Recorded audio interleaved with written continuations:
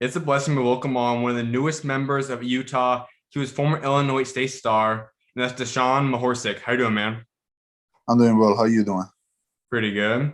Well, take us through this because I know you've been through a long journey now, and you obviously put your name in the transfer portal. You're narrowed down to your Yeah. final three of Utah, Texas, Clemson, and you're going out to Utah. Just take us through how you're feeling to be committed now. You know what? It feels really good. I'm really excited about my new school. It has been a long process, and I did a lot of thinking on every single school. But school, I just kind of put cards down for the three schools and see what's good, what's bad, and combine everything. And how does that go? But yeah, it feels really good. I'm really excited about it. Absolutely. We're going to get into Utah stuff to wrap this up, but I do want fans to get to know you and your story a little bit more because it's been a hectic one, a crazy journey, a lot of ups and downs to get to this point. Let's head all Yeah, the way back. I know you're originally from Serbia. What was it like yeah. growing up out there? It was, it's hard. It's third world country. Basketball and soccer is what we live for. Mainly basketball last decade or so. But um, I live with my mom, and I was there for 16 years. I just turned 17 when I came to the United States. I had a chance to go and play for professionally for Real Madrid, which I didn't take because my mom wanted me to come and finish my education. And I came here as a 17-year-old, didn't know any English, didn't know how to write English at all because we use different alphabet back home. So it was really hard for first couple of months, especially I used to have like two study halls and two English classes a day. And it was just, there would be days that I just wanted to go back. I was just so frustrated and I had feeling that like nothing was going my way.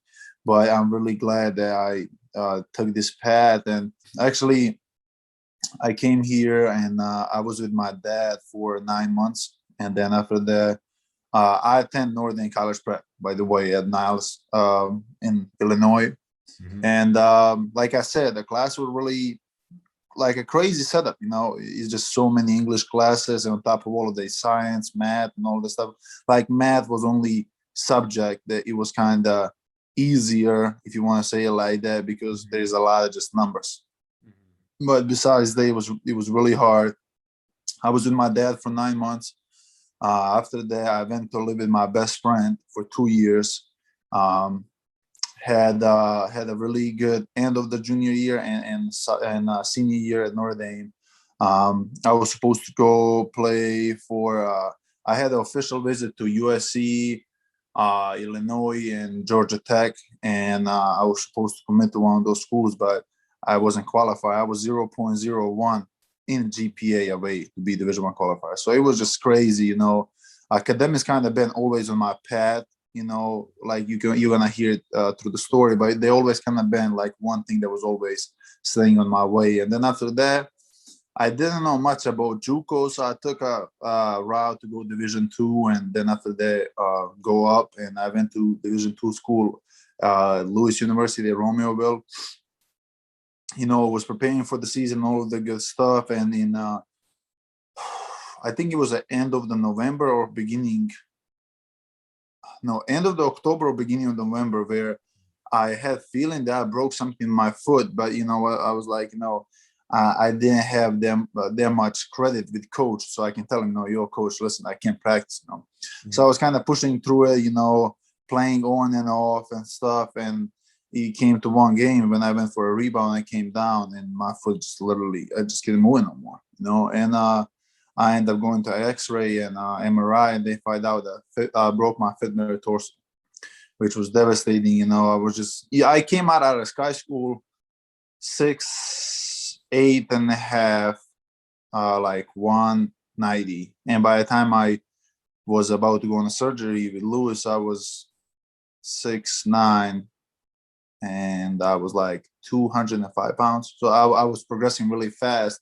And I went to a surgery, been through a lot with rehab, it was just a lot of discipline and all of this stuff. But I came back earlier than I was supposed to because I wanted to go and take official visit to West Virginia, which I had after I finished my first year.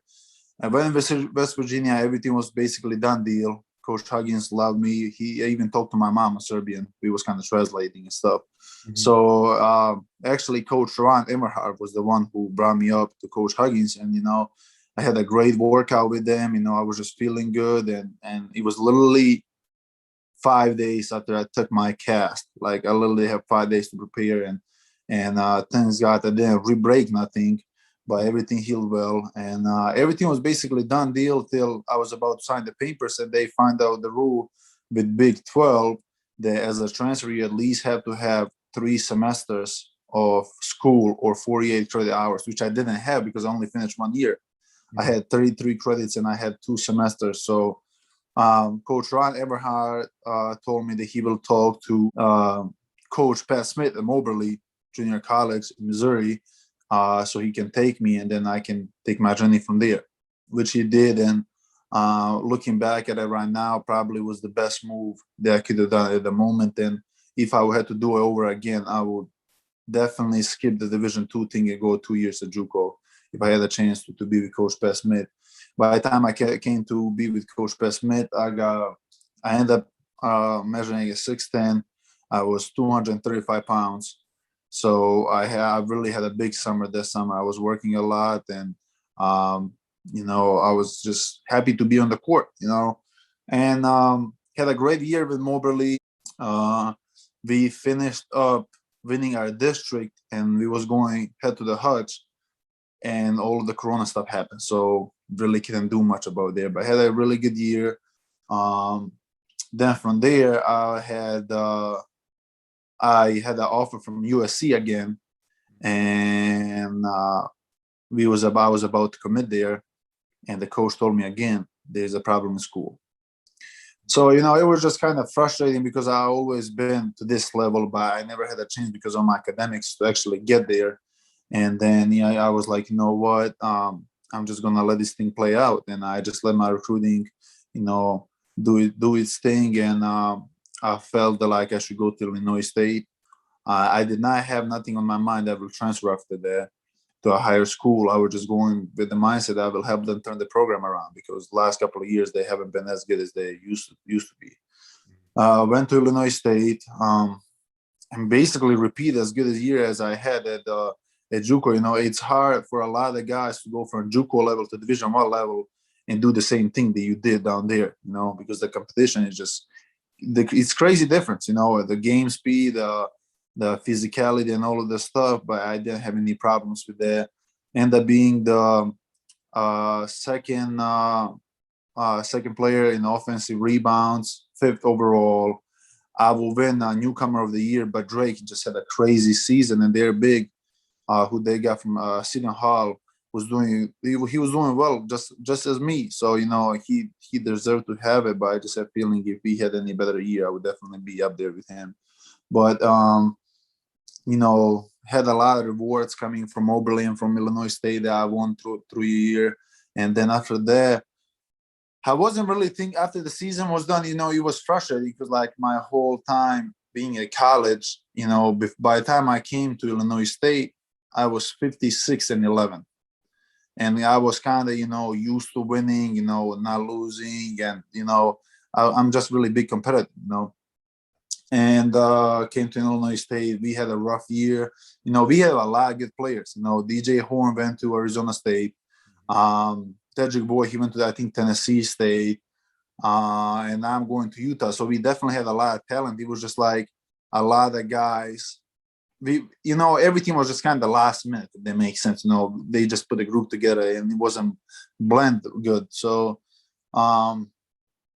So I finished that thing up, and then I was going through workouts when the season was over, and I was just thinking about it. I was talking to my mom and to my family. I was thinking, like, I really think right now is a move for me to make if I'm going to make it,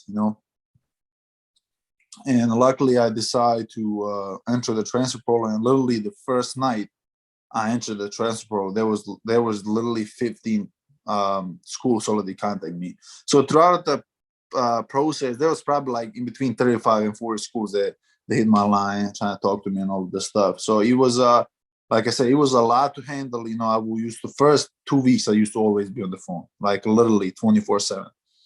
And it was kind of hard because the final when I went to transfer portal, I think it was April 26th or 28th, I'm not sure, in between those 2 dates, and our finalists were literally next week. and you have 10 people call you in like 5 hours, and you have no time for finals. So luckily, I finished all of my school right. I finished up my junior year with 3.04, I think so, which is the best since I came to United States. And my English really leveled up since I came. So it's really just paying off everything right now. And still through the recruiting process, there was a couple of schools that they would definitely be into those top 5 or top 3 that I wanted to put in there, but they just couldn't get me in the school, and it was frustrating again. And luckily Utah was able to get me in the school, and those top 3 schools, I was all in the school in those top 3 schools, and I just had feeling Utah was the place for me. So that's kind of like a last summary, last 4.5, 5 years. Absolutely. Let's head back. As you said, obviously growing up originally in Serbia, that's an area that obviously we're seeing more and more names from start to come to America and play in college, and even more notably in the NBA. And like you said, typically, historically, soccer has been the dominant sport in Europe Yes. and a lot of areas. But I think basketball's really made a big growth in every single country in Europe, even in Africa, a lot of different places, China even. So kind of being a part of this new era, like you've seen the guys that are developing, you're starting to see more and more basketball get attention out there. What's it like being a part of this new era out there?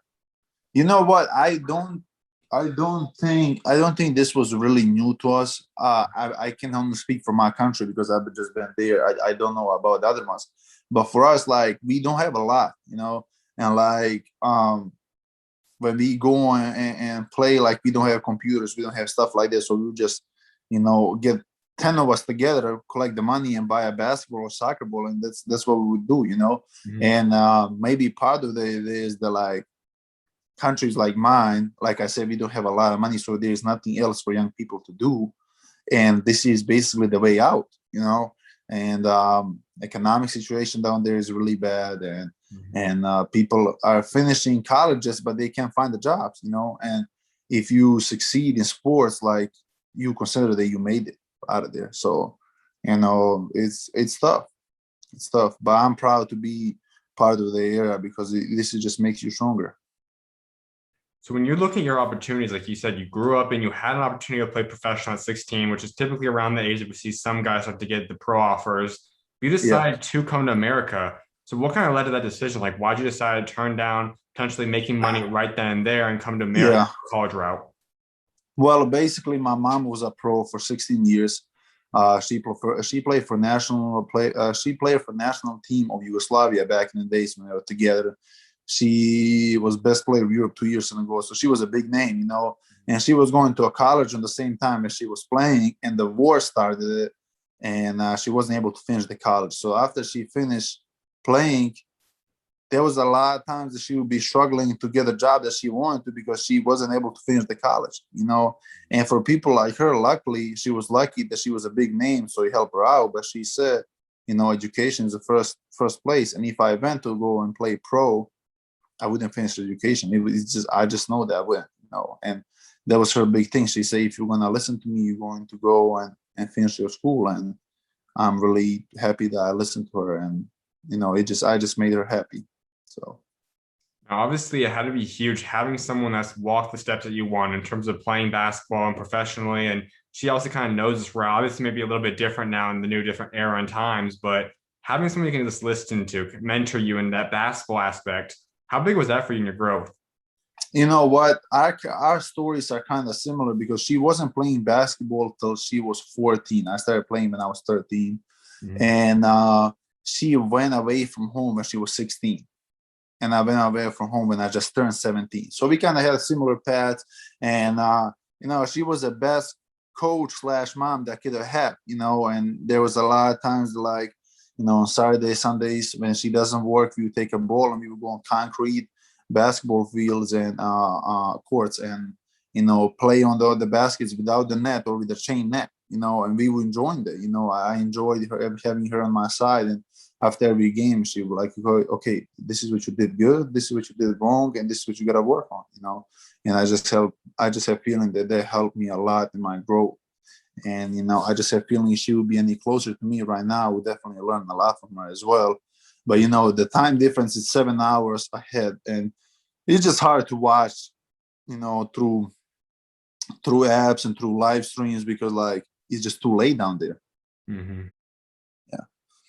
So out of all the places, what was about Illinois? Because you come out here, then like you said, you go to Notre Dame College Prep. What was about that school? Like, why was Illinois the state you moved to, and why was that the school you ultimately chose to come and attend? Well, originally I was supposed to go to St. Joe's and play with my cousin Nick Rakocevic. We were supposed to go and play. He played at USC.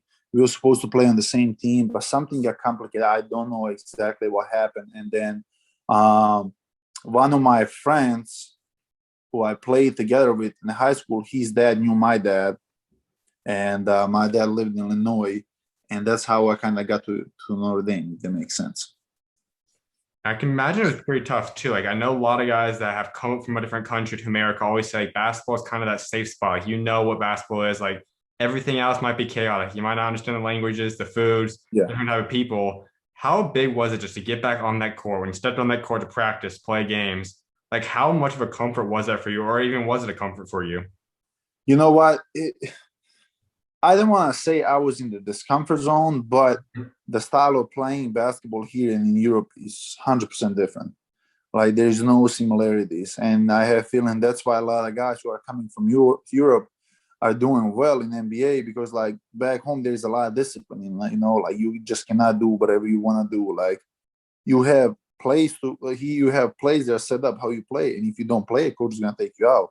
So it was difficult for first year and a half, I would say, till I got comfortable with all the stuff that I have to do. I used to never play 5 or 4. I used to always play like a stretch 4, you know. So like for me, just to be stuck in the box was really difficult, and you know, it just took a period of time to go through that. But how is this upcoming season coming up? I'm working more and more on my perimeter game, and I just have feeling with my post game that I already have right now, if I add my perimeter game, it's going to be really tough to be the 5 spot. No. Now, I do know too that for a lot of guys, like especially that come from Europe, we always know. I know it's kind of changed too, but your guys' this mentality out there is much different in terms of it's a lot more fundamental, it's a lot more skill based, it's typically more slower pace. There's a lot more athletes and more athleticism getting involved out there, but more typically, kind of the origin has been fundamentals, focus on footwork, all that kind of stuff. How much have you seen that benefit you now since you've come to America and played out here?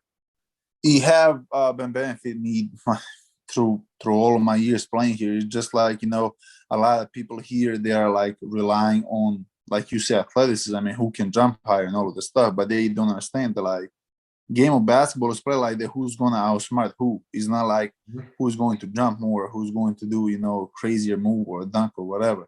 So I just have a feeling, you know, having the high IQ, it definitely is going to lead you to a lot of success, not only in basketball, but in every sport. But it did benefit me a lot. And it keeps to benefit me how my path is going down. I just have a feeling I'm getting better and better every year. And the skill set is playing bigger and bigger role. So who's a player you've looked up to? Has it been someone back from Europe, from Serbia? Has it been just a different NBA player? Like who's a guy you've looked up to, or even maybe not looked up to, but kind of taking pieces from and put into your game?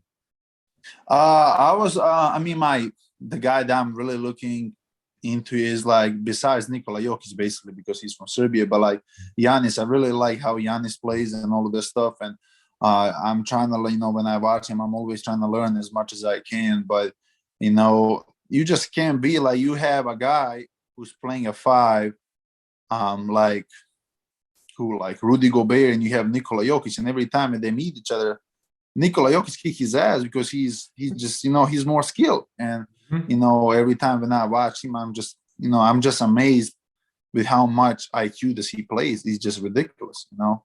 So I'm definitely looking up to those 2 guys. Now, I'm not sure if there's opportunities approached you yet, or even if you've considered it yet, but obviously, as we know, that there's always the Olympics that come up. There's the FIBA qualifying games. Is representing your country, playing for Serbia national team, rather be in the Olympics, rather be a FIBA games, has that crossed your mind? Is that an opportunity you've possibly got received interest in? Would you like to do that? Like, where do you stand on that?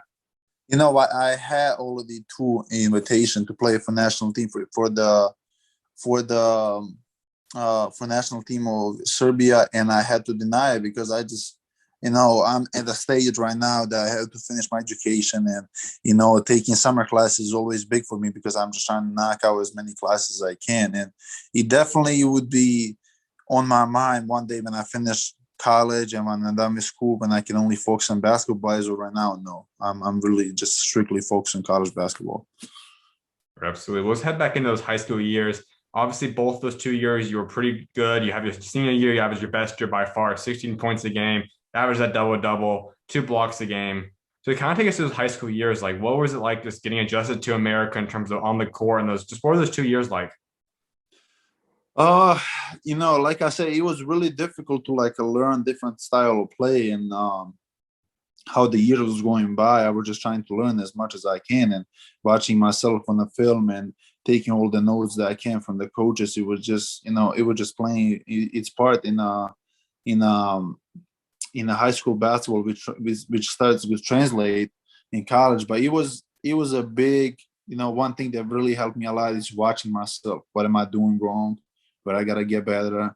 How fast I gotta get, how physical more I gotta get. And that's one part that I'm really proud of myself. I came to the United States as 6'7", 170, and by the time I finished high school, I was already in 200 and I grew a couple of inches. And right now I'm in between 235 and 240. So like I really took weight seriously, and I do have feeling it plays a big role in my play as well. When you have a skill and physicality, you can be everybody basically. As you said, your game has always been there. You've always been a high major type player. You had the offers coming out of high school. You had them at each level. It just was academics was really the biggest thing holding you back from that. So would you say, was that always something that you just truly struggled with because you come in a different country to understand it? Did you have to learn over time to embrace it more, like to put more effort into it? Or what kind of led to the academic aspect? Yes, I would definitely say, having to learn, even just alphabet, like you having to learn how to basically write stuff and spell stuff and do all this stuff. It took me a long time, like I was already 17 years old. You kind of already by that time have developed like a alphabet they're going to use. So it was difficult. It did play a big role in me not being eligible right away. And, I was basically like, if I had, for example, if I finished with a C in one class, if I could have only finished with a C plus, I would be eligible. Mm-hmm. So I do believe it did play a big role in me not being eligible. So were you shocked by that when that day came in, the college just started telling you, you're not eligible to play Division I? Were you shocked by that? Were your coaches kind of telling you around along the way, like, hey, this needs to be up a little higher, or just walk us to that aspect? You know what? Through the years, I always knew in back of my mind I have to do as best as I can because I know this might be a problem one day, and I really was trying to do as best as I can. I was doing all the work, but the grades just weren't where they're supposed to be. And honestly, I was really a little bit disappointed in my high school because if they allow me to take one more class during the summer, like a 4-week class or a 6-week class, if I at least got a B in that class, I would be eligible. But, let's not blame them on that. It was, like I said, it was a big part, me just learning a new language. And, it just, for some stuff, you just can't go as fast as you want to, some stuff just takes time. So, yeah. Now, I know you're also a believer, so walk us through your faith a little bit in this aspect, because you're staying in a spot now where you've come to a foreign country all by yourself pretty much. You don't know too many people. You're starting to get adjusted to that now. You have reached your goal of possibly playing Division I basketball now. Then you find all this out and you have to take the next jump, the next journey, which is Division II. But at this point in time, like, how are you relying on faith? Was that someone you were constantly, were you relying on God at this point, or how did you kind of get through that time? Basically, I'm just going to go a little bit back. When I was in high school, my sophomore, junior, and senior year, because like the house that I used to stay at, it was how long? I would say like 30 minutes walk, 30 minutes drive or so, 25, 30 minutes drive. And, for 90% of the times that when I had to go back home, I used to walk for 2 hours from high school to the apartment that I used to live. And, all of those times, I was just, having in my mind, this is God, God only puts you how much you can do. So I was just believing the whole time that like, this is what he wants me to do. And if I had to struggle to this, I will do it. And I definitely did rely on God. And, my family is a big believers as well. And there was a couple of times, that like, I reached like the maximum that I can handle, and like I would go to a church and be like, God, what is the way that I have to take? Please help me out and stuff. And it did came a long way. And if, like I say, if I can do everything again, I would do everything exactly the same. Absolutely. Well, let's head into that first year of college basketball for you. And as you said, all Division I things that obviously goes out the window because of academics. And you get an opportunity then. You have some Division II offers in the mix for you. You choose Lewis University. What about them? Like, why was that the school you wanted to attend? Honestly, I don't know. It was just like, I was shocked and I was disappointed. And I just had feeling that like during my senior year, I literally had lifting with a strength conditioning coach that we had at Notre Dame every morning at 5:30 before the school starts at 7. School used to start at 7:55, and I used to have a lift with him for like a whole hour just before the school. I'll work out individually after school. I had practice. I'll work out after practice individually. I just put so much work in and so much sweat and tears and all of this stuff. And then, you just get to know that you can't go where you want to go. And the worst part is like, that like you're good enough to go where you want to go, but you just can't. So I choose Lewis from let's say from the reason that like their assistant coach who was there, he's still there. He's a great person. His name is Nick Rocco, and he did a phenomenal job with me when I knew that I had to go Division II. He did a phenomenal job with me, just representing himself in the best light possible, and representing the program for what it is. And we did have the best year in the school history. In my freshman year, I wasn't playing much, I'm not gonna lie, but we had a really successful year, and kind of from the relationship with him, that's kind of one of the reasons why I decided to go there. So then things get even tougher. Once again, you're already not really the happiest of having to go Division II at this point. You could have been Division I. As you said, then comes a foot injury, and it pretty much limits you. You have to go through the rehab process. You average about 4 points, 3 rebounds, but you couldn't really play much that year. So how did you deal with that? And just take us to the original injury. Like, how did that happen? And how did you ultimately come back from that? You know what? Honestly, when that happened and when I had my surgery and all the stuff, I was kind of, just looking back and all the stuff. And I was kind of happy for new opportunities because I knew that like the relationship that I had with the coach before my foot injury that I had, he wasn't that great because he wasn't believing that my foot is hurt. Because we did a first x-ray, it really didn't show much on the first x-ray. So there was like, there's nothing wrong with you. Like I can feel it like every time when I walk, it hurts. So I went and got second opinion, and they told me that like whoever was looking at it, they must be blind because there's like a stretch fraction. So I went back and I did that stuff, and it wasn't that hard for me to say that I wanted to leave to him, to be honest with you. And after I was going through all of the rehab, he kind of knew that like I'm not gonna come back. And it's funny though because I went to Lewis just a week ago to ask him for my official transcript, and he said, "Man, if you could stay, you'll be like All American probably or whatever." I was like, I don't even want to talk about it right now about it. But it was tough, but I was mentally ready to go back to work. And even though when I was hurt, when I had a boot on, I was still lifting. I was still eating good. I was doing all the stuff that I could have done, shooting from the chair and stuff. So I was doing a lot of basketball stuff with lifting when I was hurt. So, that kind of, gave me just more energy. And talking to my mom for long times at nights, just telling her what's going on and what's been came on my path. She helped me a lot. As you say, then all of a sudden you get your boot off, you're out of cast, everything's gone now, and you get about 5 days until your chance of going back to Division I, or at least what you thought could have been your Division I opportunity of West Virginia. So take us to that, like how that all gets set up and the injury and everything kind of comes into play. But what was your reaction then when you find out once again you couldn't go out there and play for them? You know what? It was crazy though because I had a great time in West Virginia. It was just the place that remind me so much of home. Mountains. A lot of people do fishing and hunting down there, and coach is great. I mean, coach is one of the greatest they ever coached. I had a great relationship with the guys. Guys love me. I love the guys, and they want me to come so bad. And he just tells me that, and I just I was depressed. I was depressed by, I was just, and then I went on the phone with my mom and I was on my flight back. I was like, Mom, I just have a feeling that like there is some type of curse on me that like I just can't go on the level that I want to go. Mhm. And it was tough. It was tough. I was thinking about it for like a week, and then after that, I realized, what, gotta go back to work, man. Like it's going to show up again. Like I know it is, and that's how it kind of went down.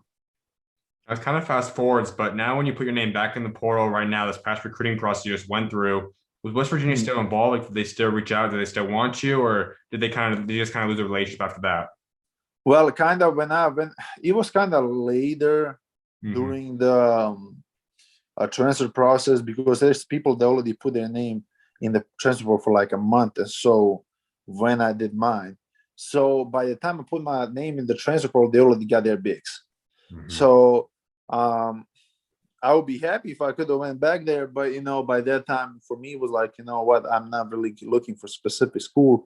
I'm looking for a great relationship with a coach. I'm looking forward to win, and I'm looking forward to have a great rest of the career, because I still have 2 years to play and to go pro after that. So I wasn't really looking to a specific school, but yeah, it was tough to see another chance with West Virginia. Could have happened if I put my name in Jasmine Paula earlier, but I decided to do it later from not specific reason.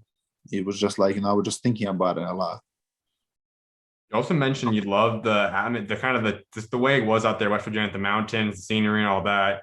Did that influence you at all in terms of Utah? I know they also have a lot of that scenery too. Was that an added benefit? Did that really matter at all in your recruiting process about the scenery in Utah? A little bit did, when I went to official visit to Texas this Tuesday, kind of Texas Austin remind me of home too. Mhm. It's just like the having a lot of nature around you, not a lot of buildings and stuff. And it was just, it felt like home as well. So like places like that, do remind me of home. They didn't play a really big factor in my decision, to be honest, because on the end of the day, it's about basketball, but it does help. No.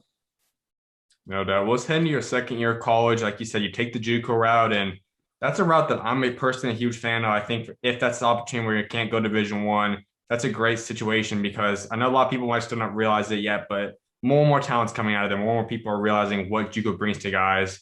But take us through your thoughts because I know some guys might not always look at JUCO as the best place to be. A lot of guys don't want to go there. So, what was your Mm. thoughts about having to take the JUCO route originally?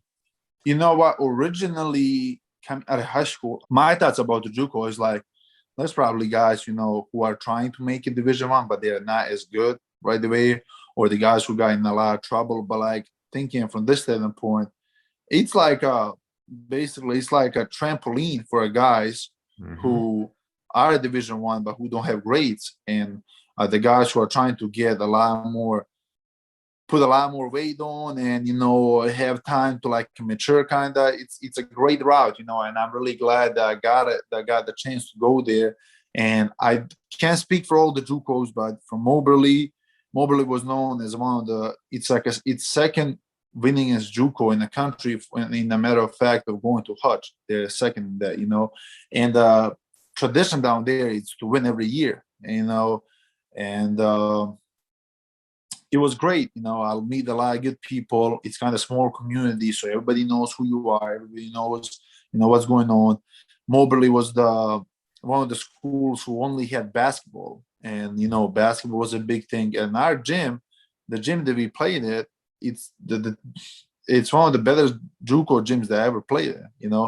And it's just the fact that like if you go to JUCO, that doesn't mean that you will never have a chance to go to Division 1. It's just opposite. It gives you a lot more opportunities to go to Division 1. I know that your situation is a little bit different because, like you said, you went to one of the top ones, so it's not necessarily one of the bottom ones that really is rough, but still, it's the JUCO. Yeah, Obviously, at the end of the day, the biggest thing about that is that you have a timer on you. You either have 2 years if you go in there as a freshman. In your case, you have a 1 year timer to say, I need to get my academics right and I need to get myself ready to play. If I don't have a college opportunity by the end of this, obviously, I'm not be able to play at the next level. So, what kind of yes. pressure was that on you? Like, how did you handle that over that year of trying to say, I got a year to get myself to the next level? You know what? I didn't have much pressure considering that like I have certain amount of time to make a Division 1 because I already knew that like I belong there. For me, it was just like, I put a lot of work in. Like I said, Coach Pat, it's a Hall of Fame coach.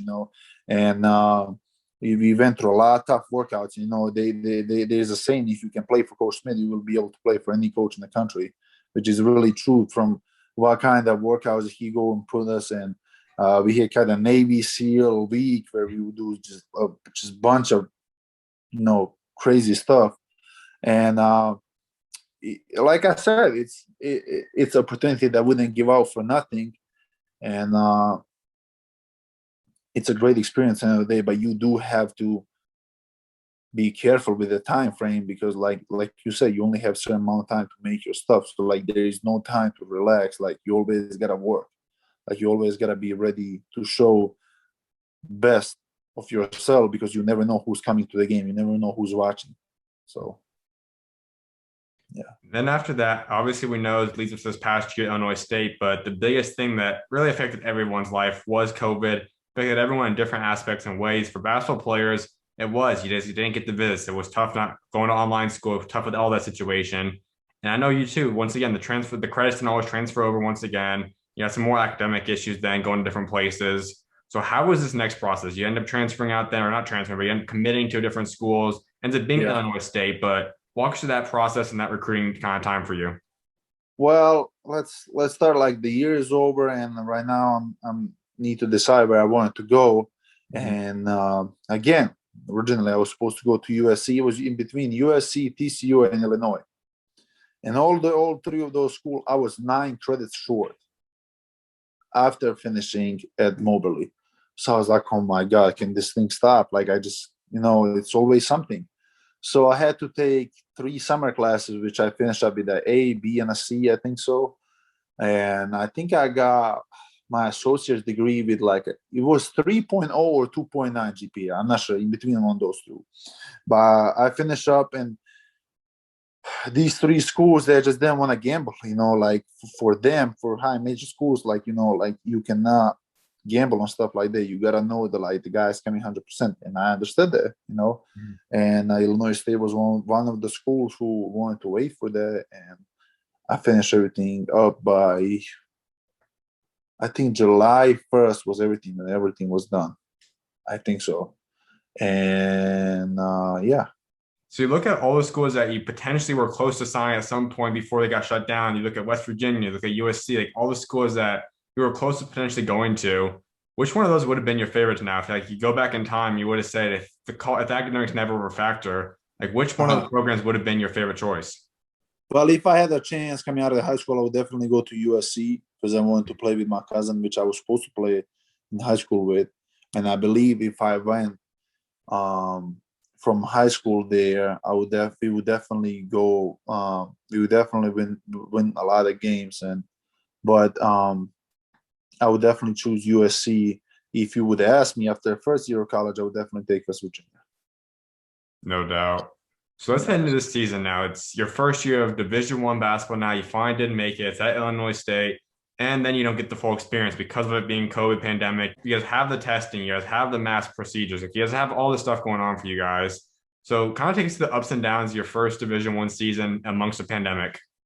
Oh my God, it was challenging as well. It's just nothing easy for me. So basically, coming out of COVID, there's literally nowhere where you can put the work in. Only thing that you can do is basically lift if you have some buddies that have weights and all this stuff. So kind of everybody's coming together. All the guys are coming together. Illinois State only had 4 guys to come back, basically. And everybody's coming back together, and we're starting the summer workouts. And one more thing, whatever I played and whoever I played for, I've always been a captain. I've always been the one guy who's going to push everybody, who's going to be loudest on the court. I'll always be the one who's going to be hey, coach, what do you think if we do this? What do you think if we do that? I always been the guy, who's going to take one for the whole team. So basically, we're starting the workouts. I already showed them who I'm going to be. I didn't come there to sit on the bench. Then they knew their stuff, and we going through all of this stuff, and then like you gotta wear a mask. You gotta. We had testings 3 times a week. Illinois State. Literally, I had feeling that like I'm not gonna be able to smell nothing. How many times they swab my nose and stuff. So yeah, it was crazy. So we finished that, and um, we was feeling pretty good about the season before everything actually started. And on the way when we were supposed to go on the was it Thanksgiving tournament or what was it? Right before the season started.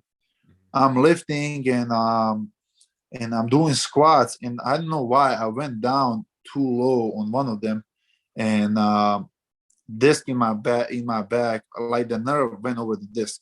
Oh my god! I literally couldn't walk. I looked like a 100-year-old grandpa walking around. So I wasn't able to go with them on that tournament, and I literally recovered a week later. Literally, I was ready to go full speed. It literally took me 1 week, and yeah, so it was kind of rough beginning. And from my perspective, and some people that truly look at basketball and watch the mid-major levels, you like you said, your team on paper looked pretty solid. You're talking about yourself, a guy that's obviously a high-level Division I kind of player. DJ Horn's got one of the better scores in the mid-major levels, and now he's going to ASU to be a scorer. You have Antonio, Yep. guy just declared for them to be draft. He's a guy that's Yes. high potential. Like the list goes on. He just had the talent to be good. And then obviously Yeah. throughout the year, you guys go 7-18. Obviously a lot of ups and downs. So kind of walk us through this. Like, what exactly happened? Like, what didn't allow you guys to truly reach the full potential? Well, we had, like you said, you have me, you have DJ Horn, you have Antonio Reese, you have Josiah Strong, who transferred from Navy to JUCO, and I think he was All-American in JUCO, and he came to Illinois State. So you have another guy who's a phenomenal shooter. You have a bunch of freshmen who are really good, but they're just unexperienced. And like we was honestly looking that we will be able to finish like in the middle of the MVC. And okay, goes one game, we lose. I'll be like, okay, we're gonna regroup. Everything started, I have feeling from Murray State. Murray State was the first game that was able to go back after the nerve injury that I had. It wasn't even an injury. It was just like, I don't even know what happened. But I played 20 minutes. In 20 minutes, I literally had 15, 11, and I think 5. Literally, first 20. And I only could have played 20 minutes. That was it. And we lose the game that was already won for us. And kind of everything went down from there, like just I honestly still don't know why we lost them in the games that we did, because like the talent amount that we had, it was just unbelievable. It was like not a lot of teams in our conference had that who were much higher than us. So it was kind of crazy, and like when you lose 2-3 games in a row, it's like what are we doing wrong? What's going on? And kind of like our coaches were never able to like get us over the hump, which I'm not saying is their fault. It was just like you just never got there for some reason. So yeah. Now, would you say if the pandemic wasn't a factor and you guys could have had normal practices leading into the season or even during the season, that could have changed things around? Or was it just true like you guys just wouldn't have clicked just chemistry wise? Well, chemistry was a big thing. The one guy that was really tight with was DJ Horn, and me and DJ Horn together was top. I mean, myself, I was a top 15% big in the nation on pick and rolls efficiency, and we really did have the crazy connection. And when he heard that I'm going to Utah, I was like, oh, okay, I see you in Pac-12, but it was just, we still don't understand what happened. Like literally, like if the COVID wasn't going on, maybe you can say that we would have more connectivity, like more chemistry and stuff, and all of that. But like for some guys that we thought from beginning of the season they're going to be crazy good for us, they end up not playing at all. Some of them, and some guys that we wasn't even expecting a lot from, they did end up doing a lot. It's, you see that every year, but it was just like like what's going on. We just couldn't figure it out. So the year does come to a close, and as you discussed, you decided to put your name in the portal, and you have all these schools come into play, and you eventually do narrow it down to that final 3 of Utah, Texas, and Clemson. So what brought you to those 3? Like, what was about those 3 schools that really brought themselves forward and really put themselves in front of all the other programs recruiting you? Well, let's put it like this. For Texas, let's start with Texas. Chris Beard, man, like there's not a lot to say about Texas, a big time school, big time coach. Um, Spent 3 phenomenal days down there, man. Like I loved Austin, had a really good workouts, had really good shooting workouts, just love the guys, love the coaching staff. I just had a feeling there wasn't a place for me, and that was it. But like I said, one of my high school ex teammates, I didn't actually play with him, but I played with his brother, Matt Mooney. He played for Coach Beard when he was at Texas Tech. Mhm. And also he played for Coach Craig Smith at South Dakota when he played South Dakota. So I got on the phone with him and I was like, man, talk to me, man. What's up? He said, look, if you put me in this situation, man, it'd be really hard for me to decide who I want to play for, Chris Beard or Craig Smith. He said, those are two guys that helped me the most in my basketball life. And didn't make it any easier for me. So I was like, bro, I literally asked you for advice. You just tell me this. But about Utah is just the way that they play their bigs. For me, it was just, I was just surprised. I don't see that a lot in college basketball. And how many, I think they have two NBA guys go from his coaching. I know there's one guy from Utah State, the big guy who went to the league. But there was a lot of guys who went pro who really, excel at their game at the places that he was coaching. And for me, that was a big thing, like I was like, I want to play for a coach who knows how to play the bigs. At JUCO level, you play with a lot of guards, and a lot of coaches know how to play with the big. And we was struggling till the end of the season how to play through me in Moberly, because when we realized that any night I can score 25, 30 points, and you have literally 4 guards who can average 20 every night.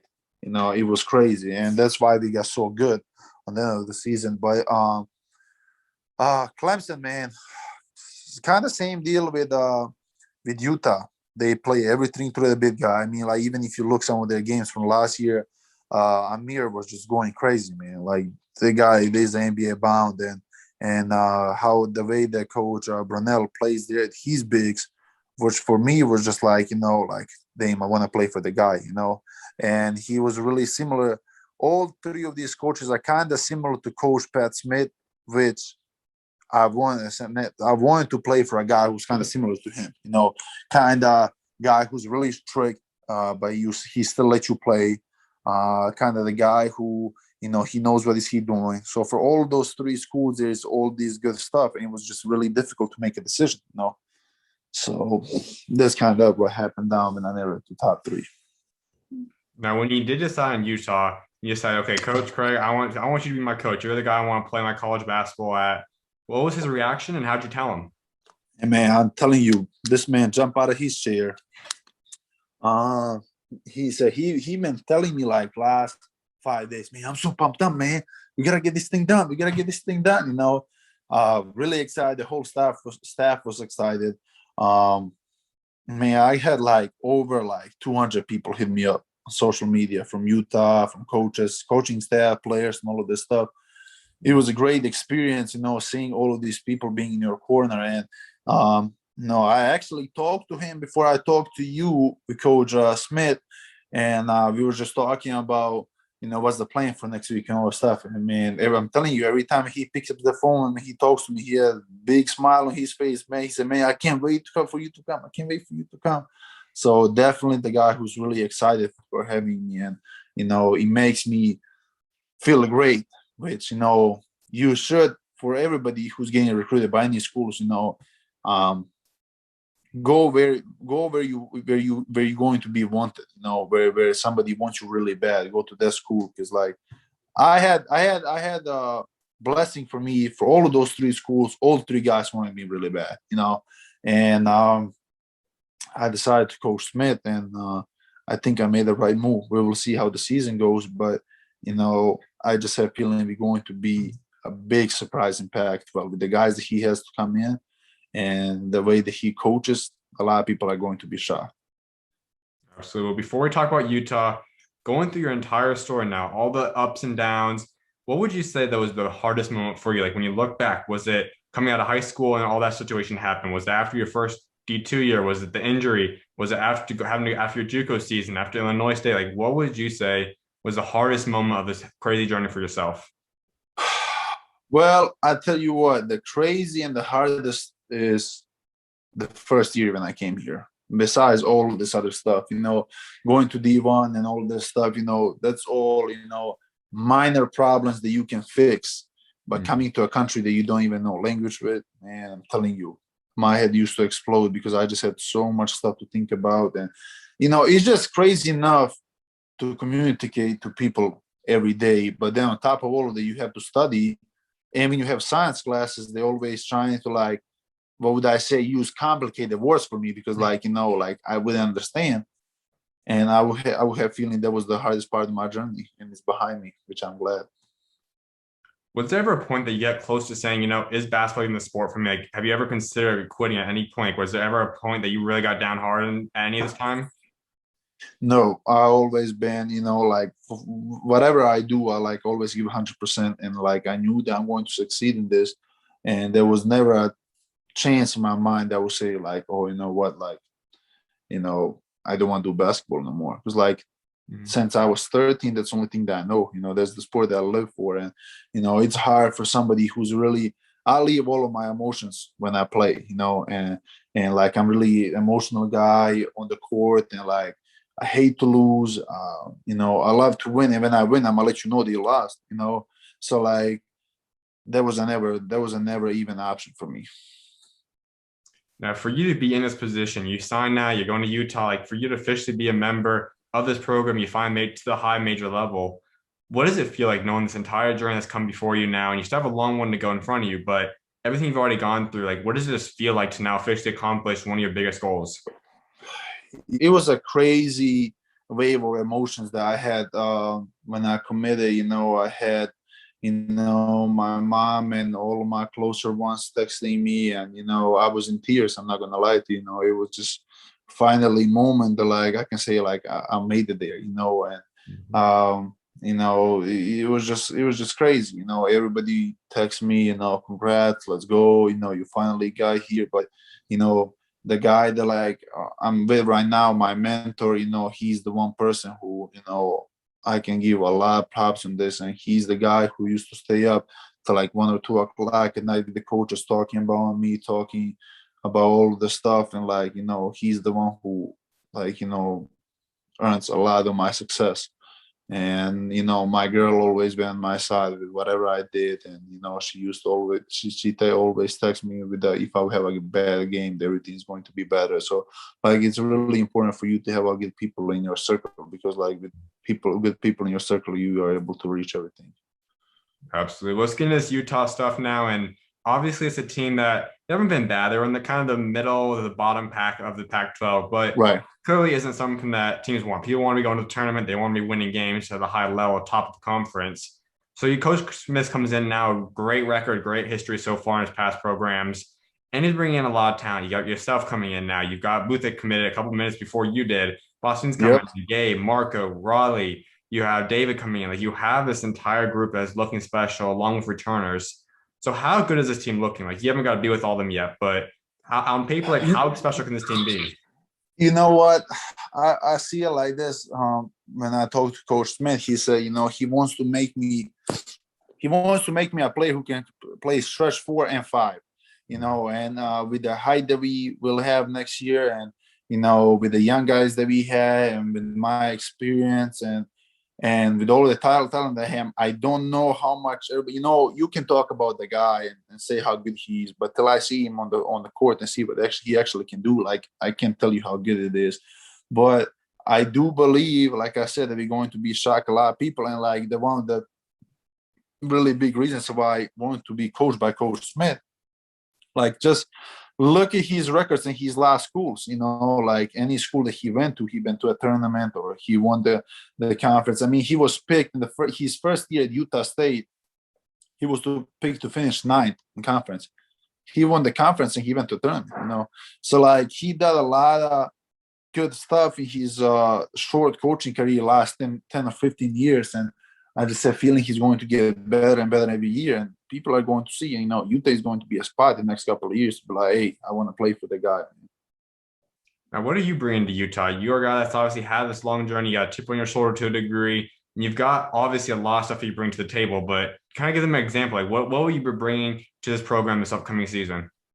Well, I'm definitely going to be bringing a leadership as a number one. Um, Dominant low post scorer, excellent rebounder, the guy who's going to be the loudest on the court no matter what. With the perimeter game that I'm preparing, a lot of people are going to be like, "Oh, this man can shoot right now," but it's going to be a really nice surprise for everybody what I'm bringing on the perimeter game. Just going to be the guy who the fans are going to love because like if I play for you, I'm going to give my 100% for you, and I'm committed 100%. So like I'm always been the guy that like fans love just because how hard I play and how much I love my school. So I'm definitely going to see a lot from me. Now, going to the Pac-12, obviously it's a couple steps up. It's an elite conference. But who would you say, or even is there one team specifically that you're the most excited to go up against? USC. Hmm. USC from just from the reason that there is no hate between us, just from the standpoint that like there was the place that I wanted to be, and now I want to play against them and show them, what I could have been if they took me, which that wasn't their fault. It was all academics.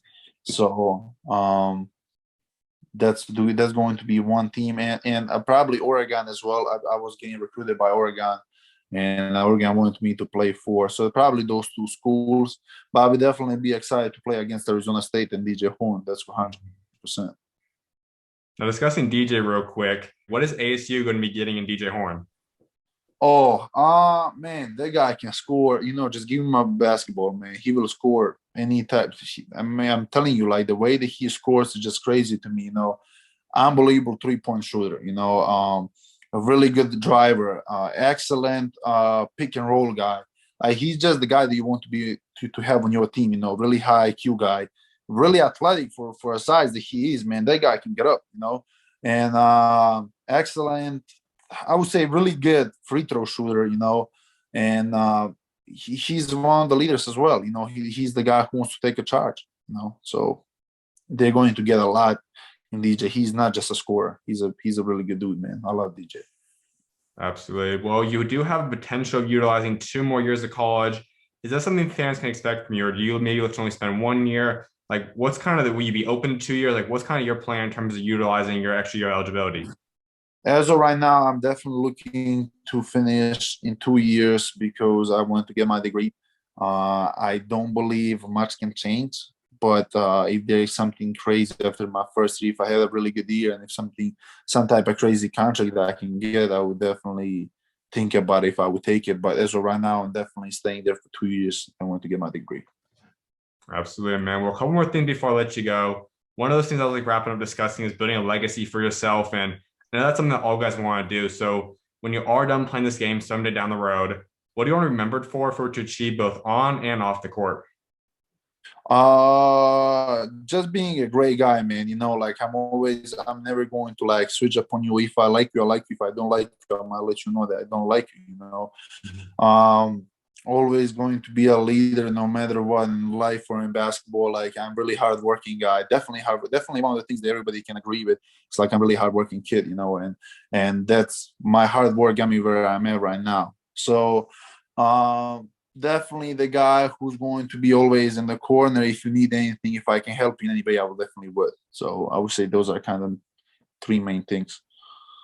Now, we discussed your faith a little bit before, but kind of walk us through that. Like, what's your faith with God? Like, when did it first start for you? And how did you kind of come to become a believer in God?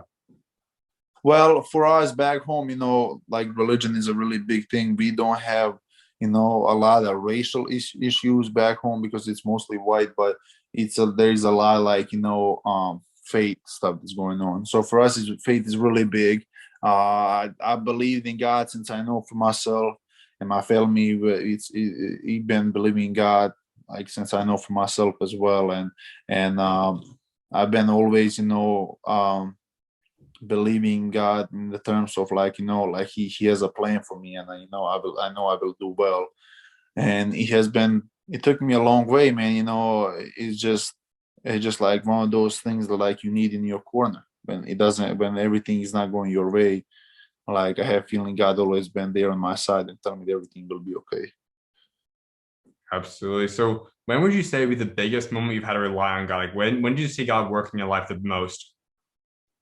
After my injury, when I was in Lewis, and when he got me to a better place than I already was, I was like, everything happens for a reason. So I just had a feeling that had to happen for me to get an even better opportunity. So I have feeling that was the really specific way for him to tell me that, like, he's still looking over me. No doubt, man. So what would be one word you could use to describe yourself? If you put like the entire package of you, both on and off the court, what's that one word that you'd use to describe yourself? One thing. It's kind of hard to say in one thing, but I would definitely say, like, I don't know, like that would be really hard. But I would say, like I said, like a really hardworking kid, and like the guy who's going to help you in any way that I can. I will help you before I look at myself. That type of thing. I just grow up that way. That like you always help whoever is in need. So I would say that would be one thing. Absolutely, man. My final thing for you, give Utah fans your three biggest goals you have set for Utah career. For Utah, definitely the first year when I come down there for us to win Pac-12, go to tournament. I cannot promise anything. If we do get to a tournament, I cannot promise anything, how many games we will win or whatever. But number one goal would definitely be to win Pac-12, to bring people back to Utah. Although Utah was second in attendance in Pac-12, so like definitely to make a gym packed, to win a lot of games, and to have a great connection with fans. There will be like kind of three things they will definitely expect from me. And I definitely can promise them the next year is going to be one of the best years in the long time. Absolutely, man. Congratulations on the big move once again. Appreciate you taking time to come on today, and I'm excited to see what God's got next for you, man. Thank you. I appreciate you. Thank you. Of course, always welcome on, man. God bless. Yep. God bless you too. Thank you.